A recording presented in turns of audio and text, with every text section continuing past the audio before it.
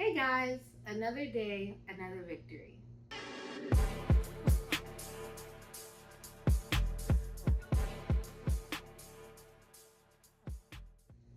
Today our Bible verse is going to be coming from 1 Corinthians chapter 6, verse 12, and it reads, I am allowed to do all things, but not all things are good for me to do. I'm allowed to do all things, but I must not do those things that will make me their slave. With reading that, the title of today's episode is going to be Do What Thou Wilt. Just to recap, last week we spoke on us having a purpose and what that means for our lives and how God has ordained us to be here for a reason. And as we move into this episode, we're going to discover that sometimes life happens, things happen, and we can go off of that path and rock certain different ways that isn't necessarily the way God has designed us to do things. And sometimes when we do that, it's just pure selfishness. Well, probably most times, not sometimes. It's just pure selfishness. And that is when it comes into doing what Thou wilt. And I know right now the music industry in Hollywood is just blowing up. But on the screen, I don't know if it's going to be here, but we'll see. On the screen, there's going to be a picture that pops up, and it is a celebrity that always uses this phrase, do what thou wilt. And we know he's not talking about Jesus Christ. So just keep that in mind as we move through this episode. So what does it mean to truly do what thou wilt? I completely don't know. I did not research that phrase, but there are things around it that we can use our context clues to help us understand what that phrase really means. And that's first with just understanding free will and predestination. And according to the Oxford Dictionary, free will is the power of acting without the constraint of necessity or fate, the ability to act at one's own discretion. So that's what free will is. And then predestined, also from the Oxford Dictionary, is of an outcome or course of events, that's in parentheses, and then it says determined in advance by divine will or fate. So after reading those two definitions, I personally feel like as a believer in Christ that they can go hand in hand, which it may seem like, oh, logically that can't happen, that's just wrong. But if we believe in Jesus Christ, if we believe in the Lord and Him guiding us through our life, He is all-knowing. He literally knows everything. But we still have the will to choose on our own. And I think at the end of the day, if we allow God to move through us, which I've said before on a TikTok probably about almost a year ago, or now a year ago around this time, that God is only going to do what you allow Him to do in your life. And so that's when free will comes into play. Because yes, He created you, He has a purpose for you, He has a will for you, but at the same time, He wants you to choose Him. So that's the free will part, because it can easily be like, oh, we're going to be robots and do what the Lord says, when that's not the case. He wants you to choose Him. And many times people are like, oh, well then I feel conviction, or I feel so guilty and I do this or that. That's not you being a robot or a slave to the Lord. That's you already knowing that your heart is set towards Him. And if your heart is already on Him, of course you're going to be called out when you did something wrong, just like when you your parents or with someone that you literally look up to.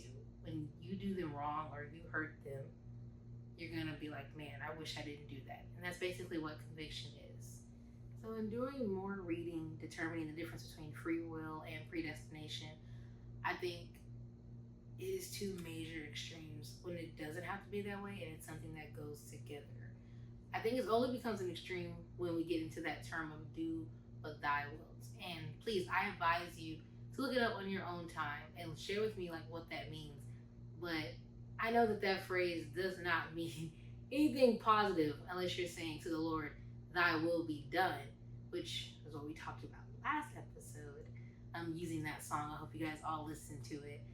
But I think that there's a clear difference in them, because if you're doing what you will, what you want, it's not going to always line up with God. It may line up with what is good and deemed good on earth and to earthly beings, but that doesn't mean it's aligning with the Lord and with His heavenly perspective, which is something I learned in church this past week. Just that we most of the time try to keep God in such a box in our lives that it's to the point we're not even allowing him to move at all. We're not giving him the free will, but we want him to give us the free will. That does not make any sense. And it called me out because I was like, oh man, I kind of do that. I expect God to do certain things and move into certain places in my life when that's not what he's here for at all. He's just amazing, and he's everywhere, and he wants to be a part of your life, but you have to allow him to be. And I think this is when we have to really sit down and choose the Lord, which, again, that's so much easier said than done. Everything that we talk about is easier said than done. But when you choose to do your own will, it may seem good and it may seem grand for a second, but then life will hit you. And we see that in Hollywood now. These people have done what they wanted to do, worship the gods they wanted to worship, and now it's all falling apart. But obviously, everything's a part of some type of plan, especially here in America. But, I'm just saying, everything's going to fall apart if you're not putting God in the center and the forefront of what you are doing with your life. And this is the main thing that abuses free will. And I think America does this the best because we're so free and we literally can do almost anything we want to do. And there's no conviction for it. There's no judgment for it. It's my body, my choice. It's all these things. And it's just kind of like, where do we draw the line? Where is it a point of, okay, we're doing a little bit too much? Like, with everything going on with P. Diddy, y'all, where is the line drawn? Where is the free will going to be like, okay, that's enough? And even now that he's being caught and justice is about to now start being served, we have to think about the timing. This is a year of election. Why are they now doing this when the world is basically having its own, when America is basically having its own civil war? Why are we choosing to now talk about Hollywood and steer away from things that are going on in the world? Like literally the United Nations, guys, do we know what's going on with that? Like, this is what I'm saying. There's the abuse of free will. Like, we have free will, we have technology, we have phones. And yes, I know all the readings about how the phones and technology is killing us and stuff, but we can use it to our advantage.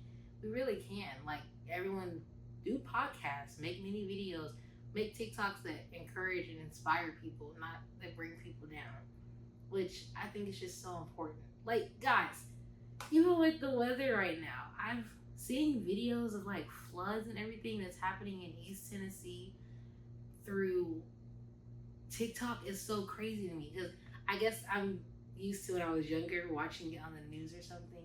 But like now that it's literally just on the phone and we just scroll in our bed because it's not affecting us and we just watch like, oh man, that's so sad. Next, we might do a little like or read the comments, but I think this is when we have to really step up and understand what free will is. It's not about always just arguing about it, but if you really think you have free will, then use it and use it appropriately. After all of that being said, I do believe that we have free will. And I also do believe that some things are predestined. And in that, because I'm a human and my brain functions in a human way, when I say predestined, I say it as in, I just know God knows every decision I'm going to make. And there's different ways and outcomes that life will happen because of the decisions I made. But if I continuously try to seek the Lord through them, then his will always be done in my life. With that, I want to say some things though aren't free will. And I know that's, again, super contradicting and it just doesn't make any sense. But think about some things in your life where it's like, well, I kind of have to do this. Those are the things, like those core things. That's not necessarily free will. Because I feel like if you have free will, or if I have free will, I would not do it. Like, you can't just freely not go to court. They're going to go to jail. Or a warrant's going to be sent out for you. You can't just not pay the rent. Or you're going to be evicted. Like things like that. We have free will, but this is when it goes back again to the abuse of free will. We can't abuse it and just assume that everything is free will. We can do whatever we want. We cannot do what thy wilt all the time. And some things are black and white. Well, yeah. some things are black and white, but I know most things have lots of shades of gray. And that's what we're going to be talking about next episode, about things being black and white, or there being a little bit of gray spots in between, and how that affects all of us as humans. But with this and with everything going on in America and even in the world, just try to think, how can you exercise your free will effectively? How can you make a change where you are? And when I mean make a change, not some corny Disney Channel stuff, or like, oh, I'm gonna go plant a tree today, but like, no, seriously, how can you make a change for your soul, for your spirit? How can you encourage someone else's soul and their spirit? You know, because we're all leading in some type of way, whether we recognize it or not. But you know, guys, I think it's so important for us to just be awoke, not be woke, but like be awoke, stay awake, always depending on the Spirit and allowing Him to guide us, even when we feel like we don't know what's going on. You just have to stay in constant communication with the Lord, which is, again, easier said than done. Now I'm going to move into sharing you guys the song for this week. And the song is Your World by Jonathan McReynolds. This perfectly describes that this is his world. We're just living in it, okay? And yes, the world can be evil and all this and that, but hey, there is going to be a millennial kingdom, okay? So it's still about the Lord at the end of the day, and we still need to strive to be the best that we can for ourselves, but literally because He wants us to be amazing in every way. Like, He has no ill wishfulness for us, as some humans that we may have relationships with may, but that's a different topic. Like, listen to that song. It's His World. It's such a good song to listen to in the morning, on the way to school, on the way to work, before you go to bed, while you're in the shower, while you're doing your hair, painting your nails. Such a good song, and it's not like too fast, it's not too slow. It just gets you in that, you know what, I'm ready to take on today. So with that, guys, always remember, be, stay, and remain encouraged.